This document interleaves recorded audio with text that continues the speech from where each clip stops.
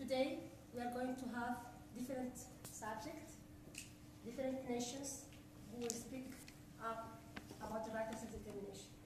If you allow me, ladies and gentlemen, I want to present you Mrs. Catherine Constantinidis. She is a human rights activist advocating from Western Sahara. She is from South Africa. She is a freedom fighter.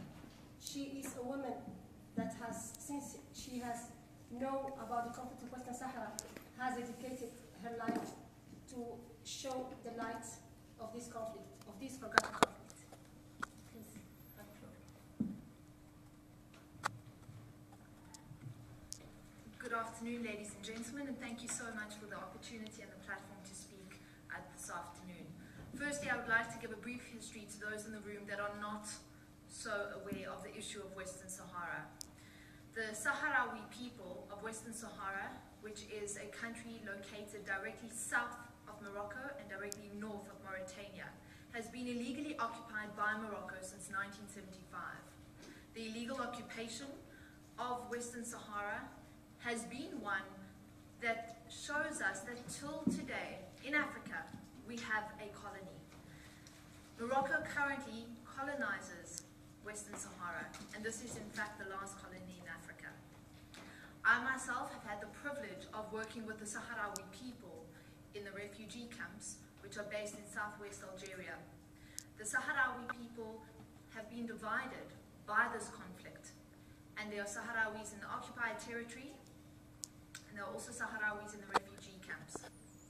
The occupied territory sees both political horrifying political activities that are happening.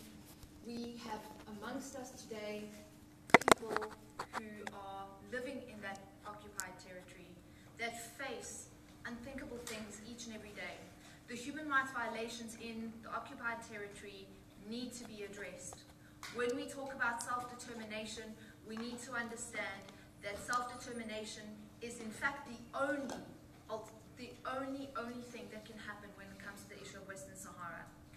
I've worked in the camps for the past 4.5 years, and what I've seen in the camps is a humanitarian crisis, one that has been forgotten by the world because, sadly, no blood is being spilt in that region.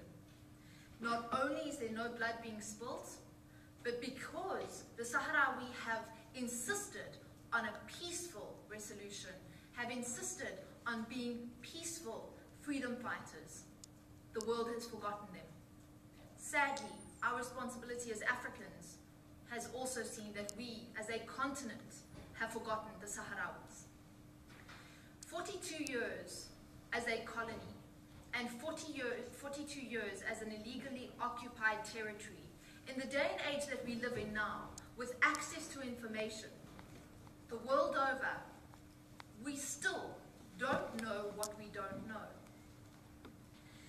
The responsibility of the international community on the crisis and conflict of Western Sahara is huge. But it is up to us to ensure that justice is done on our watch. It cannot be that more generations grow up living in a refugee camp, not understanding that there is any world outside of that refugee camp, where they completely rely on aid, where water is trucked in to those refugee camps, where children grow up in a temporary refugee camp setup where tents under different climatic conditions wash away. In 2015, the impacts of climate change saw an unprecedented flood in the refugee camps, and the Sahrawis who have less than nothing lost even the basic tents that they were living in. We can no longer be silenced because we know the truth. And for those of us who have not had the opportunity to visit the camps ourselves, we are sitting in rooms and platforms such as this.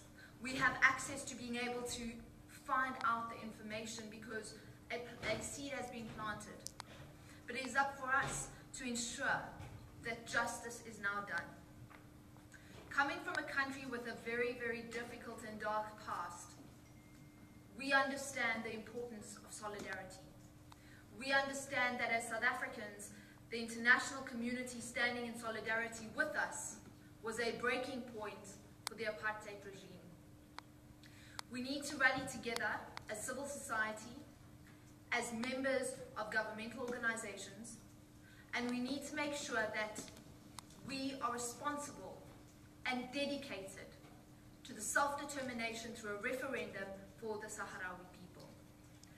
Western Sahara was in an armed conflict from 1975 to 1991. But in 1991, there was a ceasefire called by the UN when a human rights monitoring body was set up called MINURSO, and MINURSO was supposed to set up a referendum within 6 months of that ceasefire. To date, that has still not happened. The reason that this referendum has still not happened and has been aggravated 7 years is because, unfortunately, the Sahara, the fact that we are asking for a referendum to be held, that we are asking for self-determination of the Sahrawi people. There is an international solidarity campaign that was launched recently on Africa Day, and this is a collaboration between NGOs in both the Sahrawi refugee camps as well as in the occupied territory. The campaign is called Stand in the Sand, and the idea behind it is that people anywhere in the world can stand together and show their solidarity of the Sahrawi people who have been forgotten in the Sahara Desert for the past 42 years. It is an opportunity for ordinary citizens, civil society, NGOs, and leadership from different governments throughout the quarters of the world to stand in solidarity and ensure that we push for resolution on this outstanding conflict. This campaign will seek to specifically highlight human rights violations, political prisoners, the humanitarian crisis in the refugee camps. It will also seek to highlight the impact of those landmines and landmine victims. It will seek to make sure that we focus in and keep at the forefront of our minds the illegal plunder of the natural resources. If you are unaware, Morocco illegally occupies this territory because it is rich in natural resources. Western Sahara has the richest deposit of phosphates in the world, and thus it's lucrative for Morocco. But those that benefit have ensured that they keep this very quiet, and they keep this at bay at all of the platforms, even here at the UN, both at the Human Rights Council as well as the Security Council. Countries such as mine, South Africa, many others on the continent such as Algeria, Nigeria, have strong policy on Western Sahara. But what is not acceptable is when that policy is not actioned. And there are many nations in the world that have here and there made great statements, have put in place policy, have made vocal stances on this issue. But we need to be consistent. We need to be ensuring that this is on the agenda all of the time. Not just on special days, like tomorrow when it's World Refugee Day. We must remember the forgotten refugees of our continent and the world, the Sahrawis, who have been refugees for 42 years. And I insist on continually saying 42 years because for many of us in this room, it is more years than we have been on this planet. To allow for generations of people to live under these inhumane conditions in a part of Africa that is unlivable land, because the Sahara is harsh, there is no access to clean, safe drinking water. In fact, these refugees don't even have sanitation facilities. We need to remember that our humanity lies in those next to us. It is for us to ask ourselves the question, this is no longer an issue of politics and power. This is an issue of justice and humanity. And if my justice and humanity and who I am as a human being lies in the person next to me, surely it is all of our responsibility to stand united and ensure that the Sahrawi people go home. I know that my commitment is that in my lifetime, my Sahrawi children will return home. and they will continue to live a life and build a country that was stolen from them. In my lifetime, this must take place.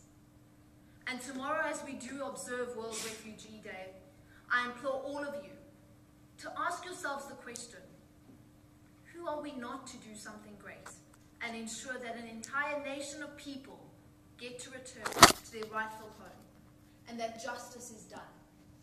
Because for far too long, this nation has been left off of the agenda and left off as a talking point. I do the things that I do.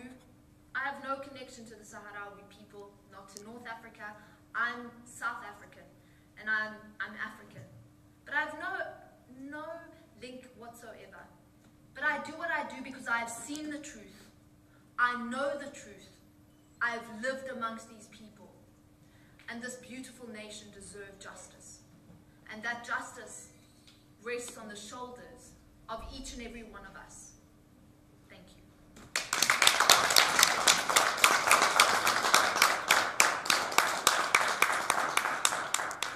Thank you so much, Catherine, for this powerful statement on the people of Western Sahara. God bless you. Now I give the floor to Mr. Morgan Gambi, coordinating human rights activist from Tamil, India. Thank you. Thank you, everyone.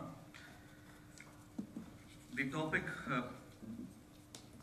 the self-determination autonomy, is a need of the hour. Because everywhere, all over the world, people getting colonized for various reasons. And the genocide that was committed by Sri Lankan government in TamilEelam in 2009 is something that's not brought into a discussion in the international arena.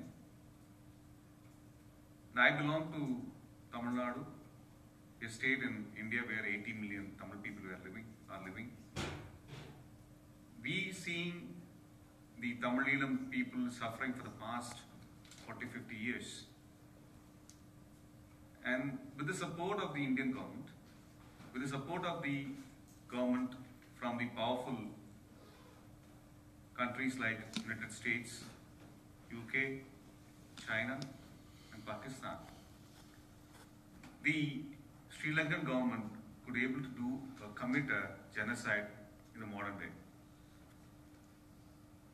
Tamils are living in the north and east of Sri Lankan island for the past 3,000, 4,000 years. They have a great amount of history. And most of the archaeological evidences in India about the civilization comes from the southern part of the subcontinent, and especially in the north and east of TamilEelam. The Tamil inscriptions and the literature refer that this is a homeland of Tamil people.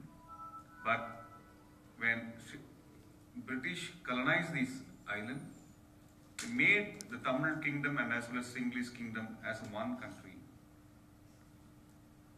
And while they were leaving the island, they gave the complete power to the singular ruling elite so that Tamil's rights be compromised. The sole reason why the colonized state, UK, given the rights to the Sinhalese to control over the Tamil people is for their strategic interest, for their geopolitical interest in the Indian Ocean. The Tamil homeland is a very strategically located, which can control the entire Indian Ocean if a military base is situated in that land. And the port in the TamilEelam state, Trinco Harbour, is one of the very strategically important port in the Indian Ocean, from which British government could be able to resist the Japanese invasion.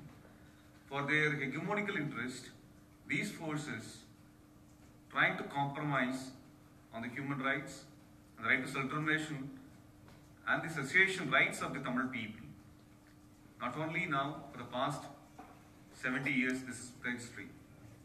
And systematically, Sri Lankan government haven't allowed the Tamils to have their rights in the island, including in their own constitution.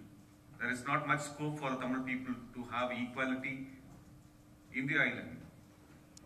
And once it got the independence in 1948, Sinhalese government, the Sinhalese Buddhist majoritarian attitude, have made the Tamil people, those who are living in the central part of the Sri Lanka, as in that they don't belong to Sri Lanka government and their citizenship has been withdrawn. Nearly a million Tamil people from the island have been taken out of their nationality. That have reduced the Tamil people's power in the parliament. And systematically they've not included the Tamil language in the national level, in the educational system. And slowly, in 1970s, they started killing Tamil people in hundreds. So when International Tamil Conference was happening in Tamil city, that's one of the oldest city, is Jaffna, and the Sri Lankan military entered into the conference and it killed about 8 to 9 people. Not only that, the pogroms were systematically unleashed. Thousands of people killed in Colombo and even in the Tamil states, Tamil areas. And the Tamil resistance have started because Sri Lankan military used to kill the Tamil children, women, and with all the opportunities, they occupied the entire Tamil homeland areas. And the Tamil resistance started in 1983 onwards. And of course, with the support of the international powers, Sri Lankan government could be able to resist this Tamil resistance. And at one point of time, 1987, Indian government sent its troops in the name of supporting Tamil people, but it occupied the Tamil land and it waged a war against Tamil people.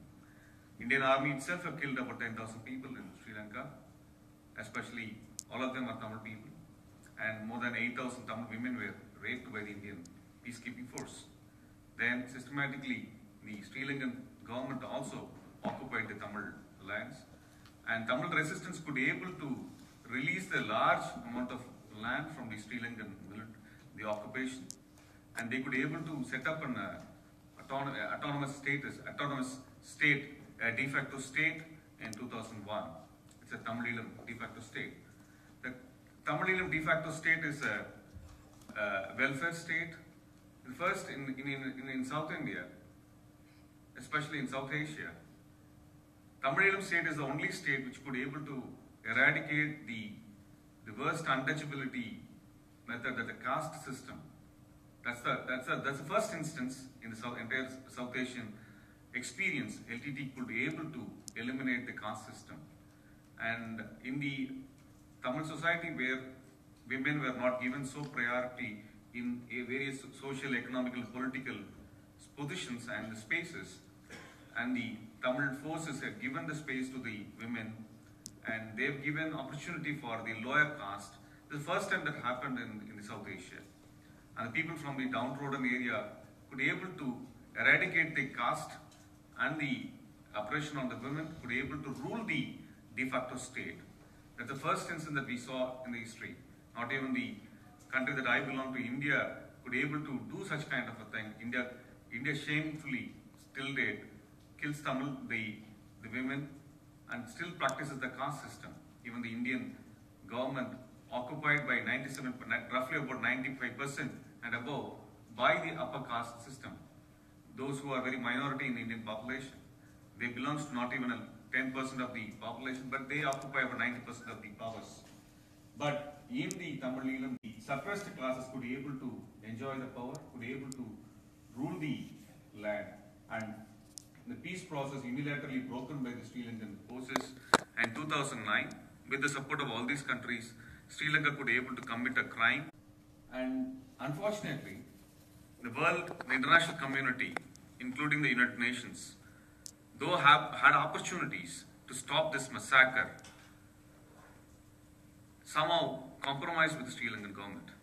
the Charles Petrie report that investigated United Nations' role in the war clearly indicated how United Nations officials collaborate with the Sri Lankan government. And from 2009 onwards, Tamil people are languishing in the camps. Tamil area has been occupied by the Sri Lankan military. And we've been expecting that there will be international independent investigation for crime of genocide and war crimes and crimes against humanity. But what we got is that an internal investigation, that too a Sri Lankan government will do investigation on its own crime. Though the United Nations Human Rights Commission proposed a hybrid mechanism works very much with the, not with the nationality areas. Probably if there is a conflict in a nationality area, something like East Timor, the people, those who have been victim, need to give an autonomy, need to give an self-determination and especially cessation. Without giving a sovereignty to the victim, you cannot go for a hybrid mechanism. So, you don't have an opportunity to protect the victims. You don't have an opportunity to present your case without fear in international space. Without that, you can't go for a hybrid mechanism. But still, United Nations Human Rights Commission proposed a hybrid mechanism because of the pressures from the bigger powers. Because United Nations, and we felt very sorry that United Nations didn't stand with the victims. It stood with the oppressors. And US-sponsored resolution targeted on the Tamil people as the terrorists, and the war on the Tamil people been labeled as a war on terrorism. And with such kind of a theory, and they proposed a resolution that Sri Lanka can investigate its own crimes. And this is a peculiar thing where nobody can accept this as a justice, because the criminal are investigating their own crimes. Not only that, those criminals are visiting United Nations Human Rights Commission, and they are also threatening the people, those who are coming here to testify their cases here, as the victims. And the criminal Sri Lankan military officials are coming into the United Nations Human Rights Commission itself. And they are publicly targeting the people those coming here and giving their experiences to the world. And in this situation, we are looking for nothing less than a sovereignty, nothing less than a nation for us. Because we are living in a world where people can rule themselves. We don't need some other government. We don't need some other people can suppress our rights. And in the name of unity, in the name of national integration, we can't compromise on the human rights. This is the case not only with TamilEelam, but also with Western Sahara, South Yemaen, and Kashmir, and Kurdistan, and so many other people. Since I'm from India, I know very well how the Kashmiris are being suppressed in India. Those who are supporting Kashmiris being branded as the supporters of Pakistan, or the people those who are sponsored by Pakistan.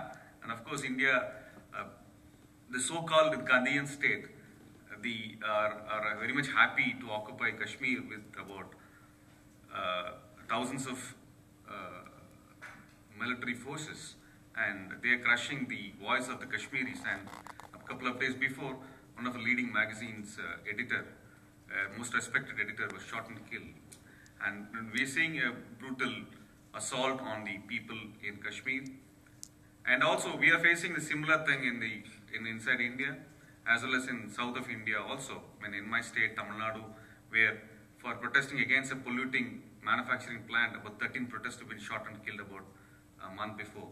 So that is the case, and we are because why these things are happening is that because international community have allowed a terrorist state like India, Sri Lanka to get away with its crime in the Indian Ocean. If you are allowing a criminal state which can commit a genocide without any investigation, without any kind of punishment, that spreads, because terrorism spreads.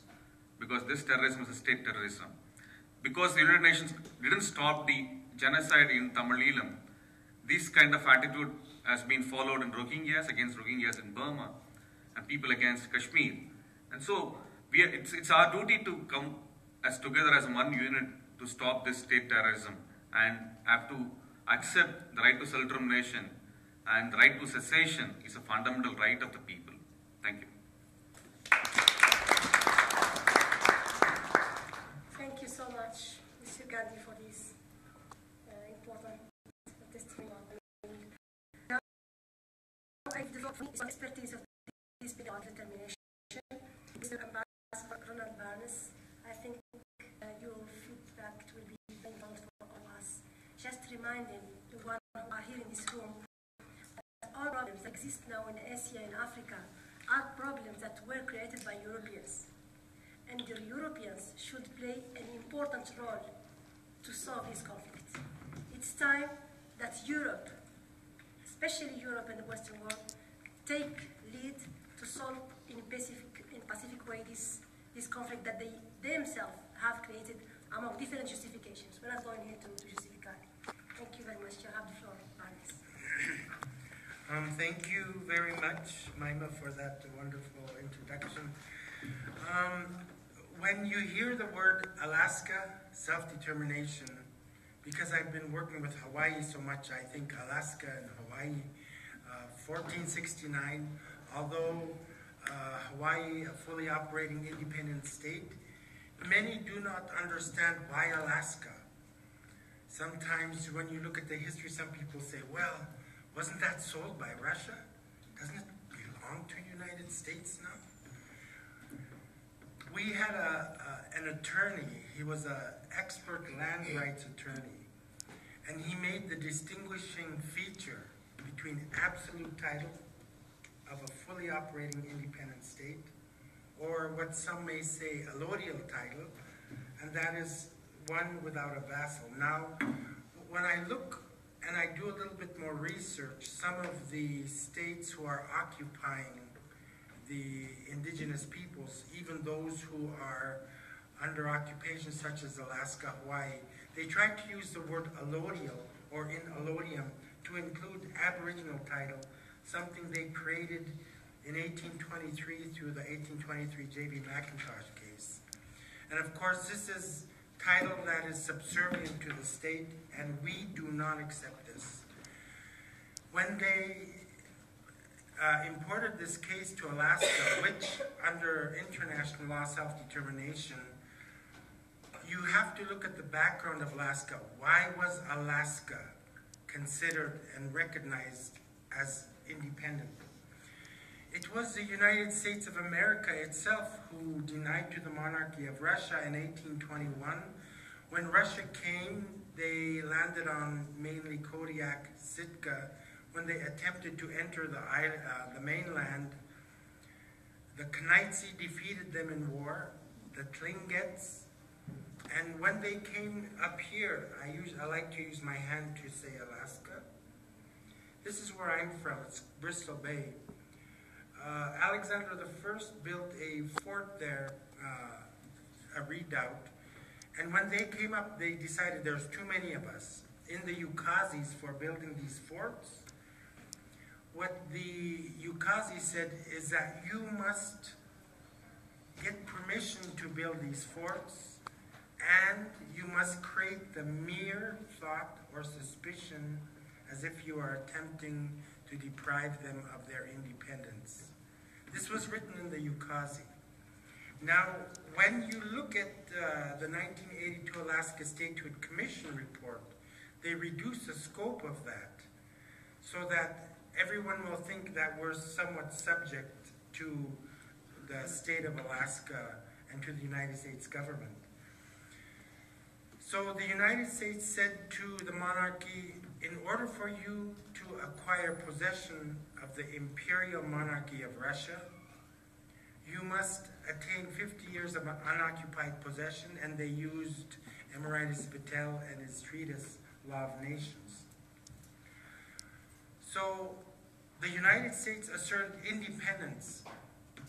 When the monarchy tried to assert this, that it was part of the Russian monarchy, they said, all of you European nations coming up here have to trade through our Russian trading forts, and the United States said no. First of all, you're sitting on the island. They returned you back to the island, so they maintained their independent status. The only way that you can stop us is if we are in a state of war, in which case you can stop the trade and our merchant ships on the high seas. So, under no condition can you stop us from trading directly, They are independent, they maintain their sovereignty, and you cannot interdict or stop us from trading directly with these peoples. We didn't know, this has been erased from our history, and they wanted to do this. This is what James Bailey, the lawyer who explained the difference between absolute title and the demeaning aboriginal title coined by the J.D. McIntosh case. When the United States came up, they instituted this 1955, they called the Tehiton v. United States. And in this, under footnote 18, I brought this to the subcommission. I remember Pepina, of course, Maima was around then. And so, when we made this statement, I noticed that the Russian Federation diplomat and the United States were sitting there. I was reading the document. Half of the subcommission got out of their seats. They started running. In those days, if they heard something exciting, they would get out of their seats, started running. The United States saw the subcommission experts running, so they got up and they ran faster than them. And in the back of the room where you have the orator speaking, the diplomat of the United States grabbed the chair, they each right behind me. And so all of half of the experts and about 50, 60 people. So I read this document. We've discovered diplomatic communications where the United States denied to the monarchy of Russia that it had acquired Alaska. Therefore, the United States of America cannot claim us as a possession of the United States. The sale, in the report by Miguel Alfonso Martinez, which was completed in the year 2000, he stated in his report that the 1867 Treaty of Cession granted neither title or jurisdiction to the territory of Alaska. In 1995, I didn't understand some of this. I walked into the library at the Anchorage Municipal Library. I went to the Alaska section, I pulled out the book, and this was a book about a commission created before the second half of the 20th century. And in this book, it stated that we don't have Alaska. What we want to do is, through a 150-year process, make it look as if we've acquired this territory through national legislation, through our Supreme Court system, and through the acts of Congress. So this is what they did. When you look at General Assembly Resolution 1469, operative paragraph 2, removing Alaska from the list of non-self-governing territories, including Hawaii, it says, the peoples of Alaska and Hawaii have effectively exercised their right to self-determination. This is after the 1955 Tehiton, which says the land is for the settlement of the white race, and bless South Africa, Namibia, and Rhodesia, now Zimbabwe, that they establish this principle that the denial of the right to self-determination on grounds of racial discrimination is a crime against humanity. So what we have now, and what we're sitting on, is Alfred de Zayas, not only for Hawaii, but for Alaska, before he exited his position as the independent expert, bless him, as you say, yes, on the promotion of a democratic and equitable international order. In both of our cases, he stated that we still have our rights, and we've never, time has not lapsed, no lapse of time could erase these. But in the case of Alaska, he said there is a form of apartheid. This form of apartheid is a crime against humanity. So the United States has committed a crime against humanity, and they are denying our title and our right to land. And so we decided in 1992, this was through the inspiration of many others who were already protesting after they saw the 1982 State Commission report that said we still have the right to self-determination and independence. There's a group of them. There's Stephen Pat Kohler, Marianne Mills, Tom Abel, Charlie Edwardson.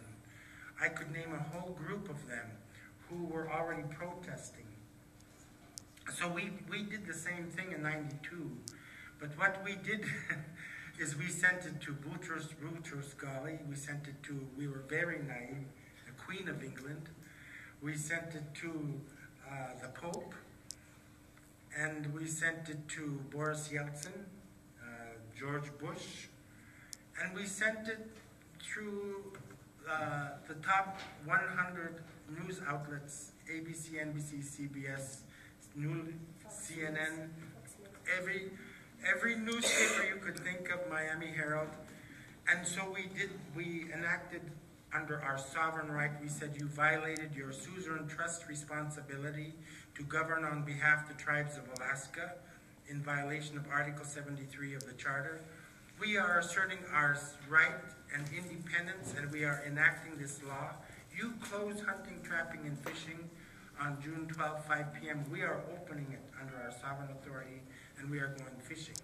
And we did exactly that, and they refused, and this was directed from the White House, because it drew so much attention. The White House ordered the state of Alaska not to arrest us, and here's the reason why.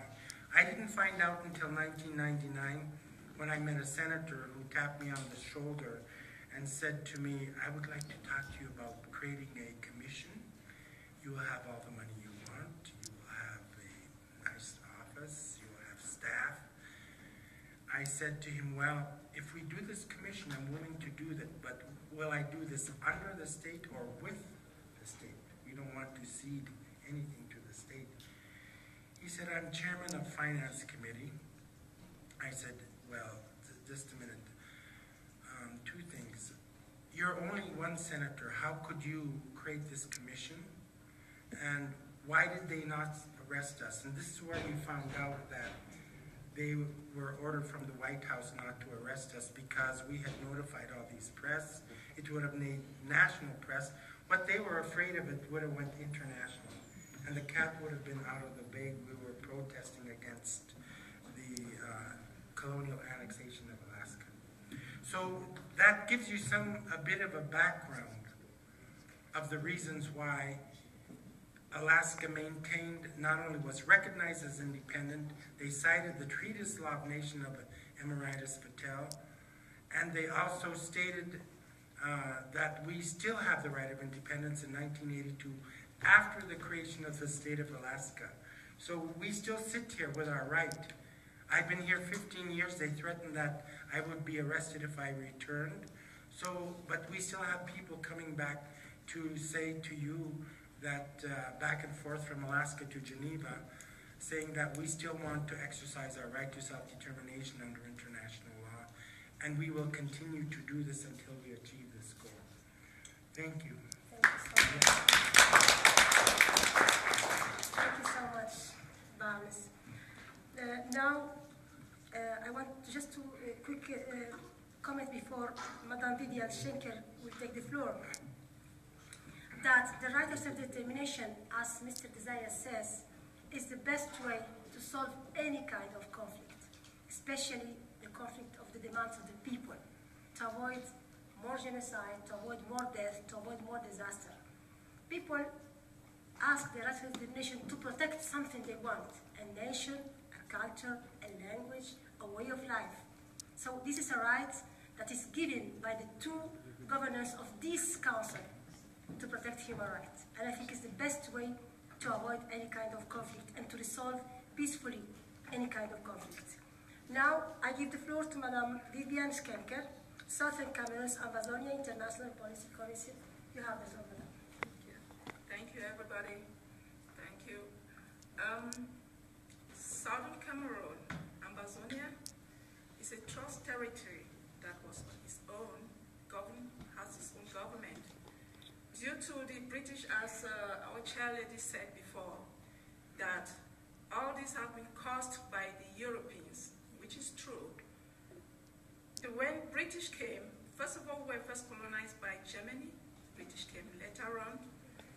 colonized us, and then left us in suspense, asked us to join Nigeria, or we join La République de Cameroon. So we decided to join La République de Cameroon. But for 57 years today, we have been marginalized by La République de Cameroon in a way that, I think it is time, and with all this marginalization, the Europeans are not doing anything, no effort to assist, to stop the genocide, to stop the killing, to stop everything. They are not doing anything at all. So we have to stand on our feet and say enough is enough. It is time for us to be back on our own. The legitimates of the Amazonian nation and its restoration government. The right to self-determination of a people is captured in Article 1, 2, and 55 of Charter of the United Nations, articulated in Common Article 1 of the International Covenant of Civil and Political Rights and the International Covenant of Economic, Social, and Cultural Rights, as well as in the Article 20 of the African Charter of Human and People's Rights. Amazonia claims this right as was endorsed on the 21st April 1961 by the General Assembly of the United Nations in its resolutions number 1608. The United Nations General Assembly endorsed this decision based on the well-founded fact that as a United Trust Territory, Amazonia was a qualified subject of international law and had international personality, is a separate political, constitutional, and territorial existence. At the time of the United Nations General Assembly decision, Amazonia enjoyed national self-government as from 1954 and was endorsed with a state constitution by 1960. The territory of Amazonia is well defined, delimited, and discriminated by international boundary territory. The agreement between Great Britain and Germany respecting the settlement of the frontier between Nigeria and the Cameroons from Yola to the sea. 11th March 1913, and the Franco-British Declaration respecting the frontier between the British Cameroon and French Cameroon. 10 July 1919, as well as the declaration made by the governor of the colonial and protocol of Nigeria and the governor of the French Cameroon determining the frontier between Britain, Cameroon, and the French Cameroon, 9th January 1931. This frontier had become permanent when Cameroon and Nigeria respectively granted their independence on the 1st of January and 1st October 1960, as per the African Union's principles of integrity of borders. Apparently, the United Nations approved Amazonia independence was illegal demanded by neighboring Cameroon when 1 month period to the United Nations set independence date of 1st October 1961. They enact an annexation law in the parliament and march their troops into Amazonia to begin a brutal occupation that has lasted to this day.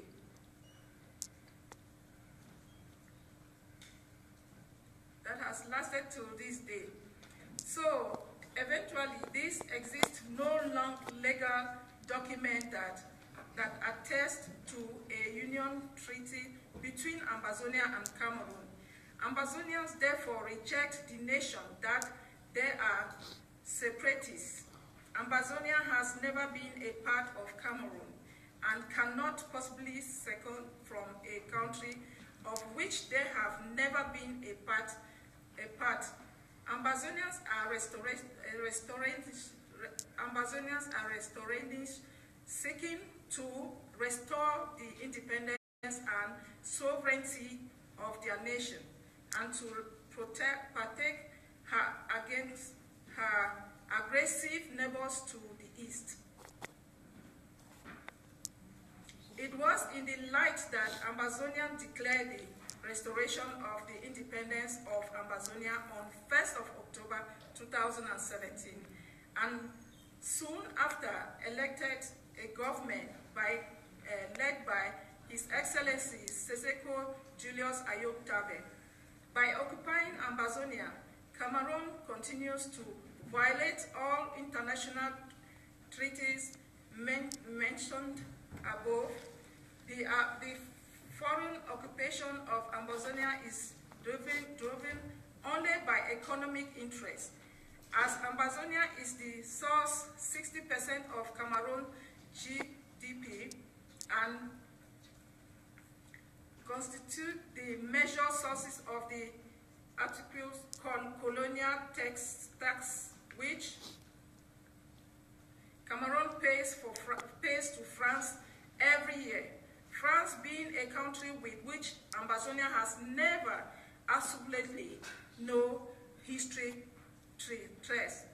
We hereby call on the United Nations and the African Union to prevail on the government of Cameroon and its illegal aliens to immediately to withdraw all the forces of occupations and civil administrators from Ambazonian territories.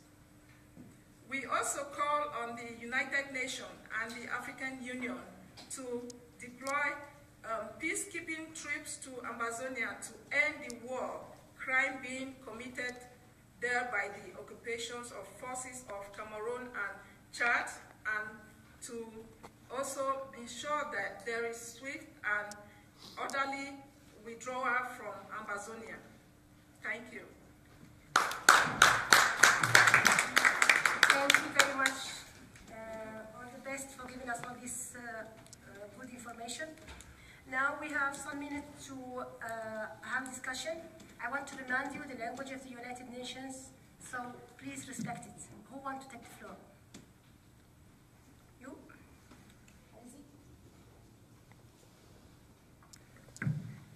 Thank you. Thank you to every panelist, each one of his name and her name.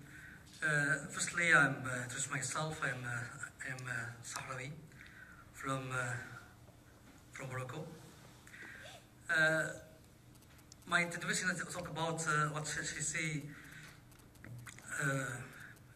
Miss Catherine.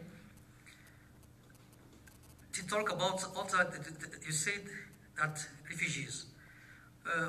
I can find explanation that why we call the population of Captain Diouf are refugees. Still now, in the national law, the ICR, they are not have the state to be refugees. Yes, we have a human situation there in the camp St. Indus, but we can talk about refugees. Legally, we can talk about refugees.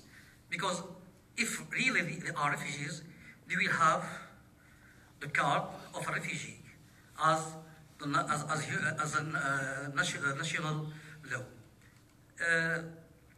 I'm with you. I agree with you that there we have a difficult humanitarian situation, and all us church will look for a solution to end this situation. But political solution can be done. As a Sahrawi, I found the solution that they have the opportunity to come back to their country, to stop this situation. And let's talk about political in other places, not there, not here. And we thank you.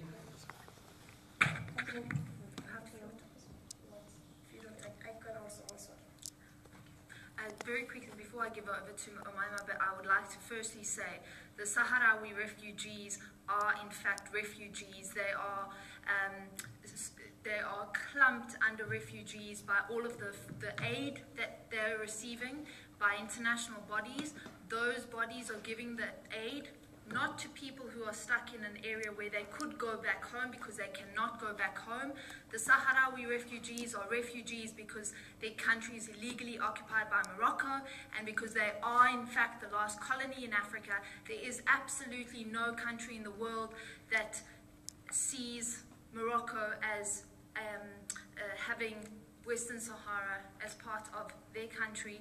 We have to understand that Sahrawi people have suffered at the hands of the Moroccans, and we can call them displaced if you like, but the fact is that they are refugees. And if you look at UN text, AU text, text within the PAP, they will also refer to the Sahrawis outside of Tindouf in the refugee camps, because the manner in which they live is in fact in refugee camps. Those tents and the small dwellings that have been set up were temporary situations between 1975 to 1991 and has been an accumulative effect of a situation and a conflict that has not been resolved. Any other questions? Thank you very much. My name is Hassan Abba from the occupied territory of Western Sahara. I want to add something, but first I cannot imagine how there is in this world a person who says that I'm from people, but that people, they are not refugee. I'm Saharawi, but they are not refugee. I can understand this contradiction in what he says. Second thing, for the people that are looking for the independence and the self-determination as a way to the independence. All of you share one point. This point is how can we find the power to make the self-determination. This is the problem. International committee, unfortunately, there is a political bargaining by the big countries. So first, what we have to do, we have to make a group, to make union of all the countries looking for self-determination, to talk together, not each country talk alone, but to talk together as a power. In this case, we can change something. For example, all of us, for my case, all of us, we have to make a position against the Moroccan occupation in Western Sahara. And we can do the same thing in all the countries. So by this way, maybe we can find something. But each one talk alone, it's... in this situation, especially the Security Council with 5 veto, each one support other country. For example, like French, they use a veto to support the Moroccan occupation in the Western Sahara, and the United Nations, USA, and the other countries. So this is the problem. Thank you very much. There is someone else who wants to ask a question? Can I say something? Okay. So sorry, I did not get your name. Yes. My name is Zain Abidin Luwari. Okay. You And what remark? Yes. The gentleman, Yes. she talked about my intervention. That's it. That's me. I have the right. I have the don't right. give it. Stop, Silvia. I didn't give it. It's a democracy. It's a democracy. Yes, it's a democracy. It is democracy. If you democracy, Yes, it's a democracy. I respect your democracy. Thank you. You confused me because you said you were Sahrawi from Morocco, but the Sahrawis, most of them do live in the occupied territory or in the refugee camps. So, I don't know how often you frequent your family in the refugee camps, or those that, if you would rather consider them as displaced. I'm not sure how often you go back and you visit your family that are living in Tindouf, because from 1975, all Sahrawi families were divided by by the outbreak of the war there, and there are no Sahrawi families that are whole. So when you say you're Sahrawi from Morocco, I would assume that you're working in Morocco, but perhaps your family are either in the occupied territory or in the refugee camps. And the other thing that for me is really, really important, even if you do not like the term refugees, and we don't use that word, if we rather look for an alternative word to use, we have to understand that the illegal occupation of Western Sahara by Morocco has inflicted pains, wounds, crisis on so many levels. The fact that we can look at both the humanitarian crisis, the plunder of the natural resources, all of these things, even if we remove the element of the refugees, if we look at all of the other elements at play, political prisoners and the abuse of political prisoners within the Moroccan system, all of these things still exist. So even if we take out the one element of refugees and we put that aside for now, all of the other things are in fact realities. And I don't know when last you were in the refugee camps and with the Sahrawi on the ground in that in that area in southwest Algeria, but I was in fact there last month on my last visit, and I know everything I can say as a matter of fact because it is the truth. I have seen the implication of the torture and the destruction of what Morocco did, and because of that illegal occupation, the Sahrawi people have had to suffer, and they suffer because Morocco continues to have a media blackout of the region and of the truth of what is in fact going on. No. And then Asria. Okay, thank you. And I'm glad you bring up the issue of exercise of self-determination and process and the political process, etc. When you look, and this is what Alaska and Hawaii bring up, raise all the time, is a process. There are factors, there are principles, there are guidelines that not only Morocco used, Indonesia, Algeria, and one of the things that comes to mind is, especially and that applies both to Alaska and Hawaii, is when France tried to claim a fait accompli, it's already done, sorry, we already did the referendum, the United General Assembly said, no, it's not done. The French cannot vote. This is about the Algerians. This is about the Moroccans. That's human rights international law. This is about New Caledonia. This is about Alaska. I was threatened here in the Palais in '99. And one of the things after, because I was sitting by a good friend, Mililani Trask, the U.S. diplomat came up and said, who's going to vote? Of course, we know who's going to vote. It's a collective of the peoples who are vested and recognized with the right to self-determination.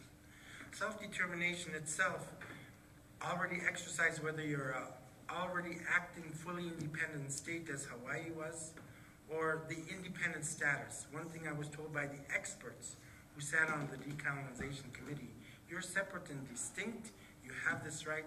These are all principles that are laid out in not only the General Assembly resolutions, but in the Declaration on Friendly Relations, etc. I'm sure many of you who are in this struggle know all these principles very well and can mention them off the top of your head. But when we look at Alaska, one of the experts stated from Great Britain, the barrister who sat on the subcommission, said Alaska and Hawaii's cases are so strong, they have the right to do like Palestine, to get state support and go and ask for a seat in the United Nations, because we're both independent. So it's a political process, you're right, and there is politicization and selectivity in this process.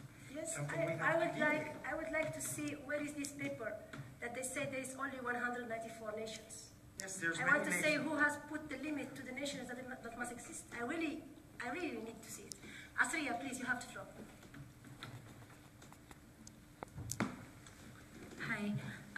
First of all, thank you very much for all the panelists. It has been really good to follow.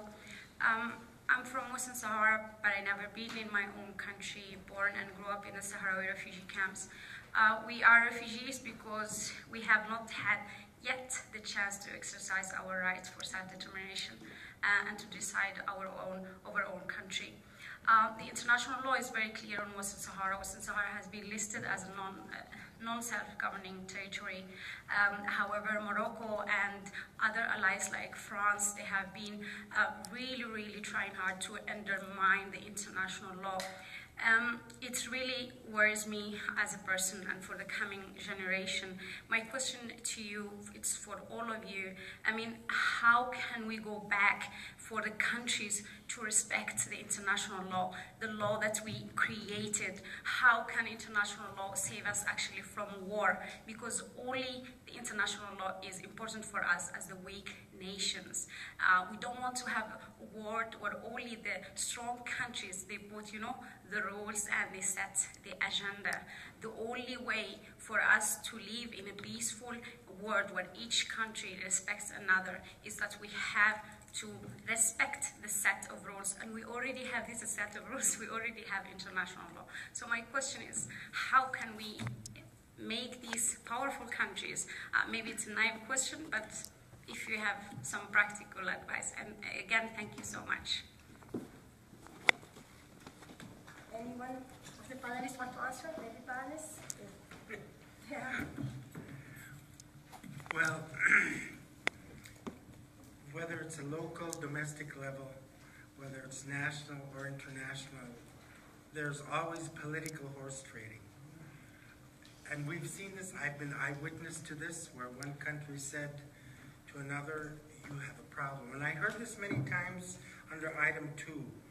There's a problem with an election in your country. Well, the United States went and said this to one particular country, and they said, oh, very nicely, but don't you have the problem with your referendum in Alaska? And the reaction was, no, we don't. I think you have a problem with your referendum. Who voted? Because what we brought was the United States military voted, the American citizens. There's a Swiss citizen who voted, who not only voted, but he was in the Constitutional Committee to create the Constitution, a colonial constitution, from Switzerland, born in Switzerland, in Alaska. So, all these questions about process, about how we can overcome with the strong countries, they're all there. The fact is like anywhere else, they're horse trading. We have to try to overcome this. We have to show them there's a consequence that makes you weaker. Unless you have a big gun, somehow we have to overcome this and gain political support for us weaker states. Yeah. We arrived to Bosco. I'm sorry, we have to listen to Bosco. Yeah, just for resume, I think this kind of events, with this kind of events, we can make awareness to around the world. Just for give an example, I just his. They all agree, as we can list them. We have, I think, top on the agenda with the French. Yes. The French, yeah. Spain, they have Catalonia, yeah, which is probably it is more the European Union driving Catalonia, because I think if it was all left to Spain, Catalonia would be free today. But because of the influence of still the French, they are the ones blocking things, making things difficult for Catalonia.